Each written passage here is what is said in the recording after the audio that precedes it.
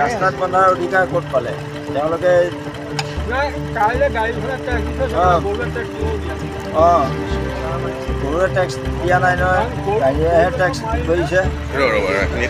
ৰাস্তাত এৰাৰ অধিকাৰ ক'ত পালে ব্যস্ত আৰু গৰু বান্ধিবলৈ ৰছীয়ে হতীয়া এৰি দিছে আৰু ৰাস্তাত গাড়ী আহি জঁপিয়াই এক্সিডেণ্ট কৰি মানুহৰ দুৰ্ঘটনা কৰিছে।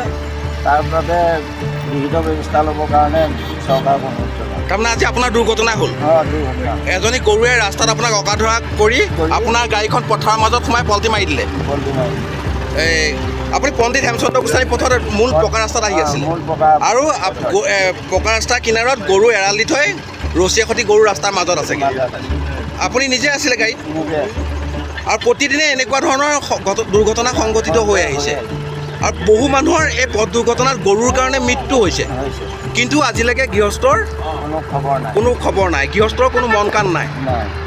এই ক্ষেত্ৰত প্ৰশাসনেও ব্যৱস্থা লোৱা উচিত নে আপুনি কি কয় দাদা? আপুনি কওক। প্ৰশাসনে ব্যৱস্থা লোৱা উচিত বুলিয়ে ভাবোঁ। আৰু গৰু গৃহস্থৰ কাৰণে কি ক'ব আপুনি? গৰু গৃহস্থৰ কাৰণে গৰু গৃহস্থই যাতে এইখিনি নিজে নিজে গৰু পুহিছে তদাৰকি কৰি ৰাখক। অঁ, পথাৰত মেলক, নিজৰ বাৰীত মেলক, কিন্তু এই এনে পণ্ডিত হেমচন্দ্ৰ গোস্বামীৰ দৰে এটা অতি ব্যস্ত পথত গৰু ৰাস্তা কিনাৰত বান্ধি ৰছীয়ে সৈতে ৰাস্তাৰ মাজলৈ যোৱা ব্যৱস্থাটো কৰি দিব নালাগে। আৰু প্ৰতি বছৰে এনেকুৱা এটা পথ দুৰ্ঘটনাত বহু মানুহৰ মৃত্যু হৈছে আৰু আজি যদি আপুনি বাইক লৈ আহিলহেঁতেন আপোনাৰ হয়তো মৃত্যুৱে হ'লহেঁতেন।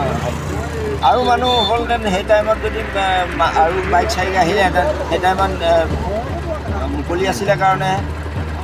হয়, আজি আপোনাৰ গাড়ীখন পথাৰত সোমাই পাল্টি মাৰি দিলে, ৰাইজে এতিয়া গাড়ীখন ফোন কৰিলে, কিন্তু এই আপোনাৰ আজি আপুনি মানে ক'ব বিচাৰিছে নেকি যে এই গাড়ীখনৰ যিখিনি ক্ষয় ক্ষতি হ'ল কোনে দিব?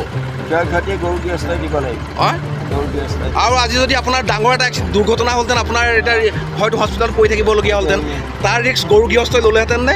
অঁ, সেইটো ক'ত গৰু গৃহস্থই ল'ব। ধন্যবাদ।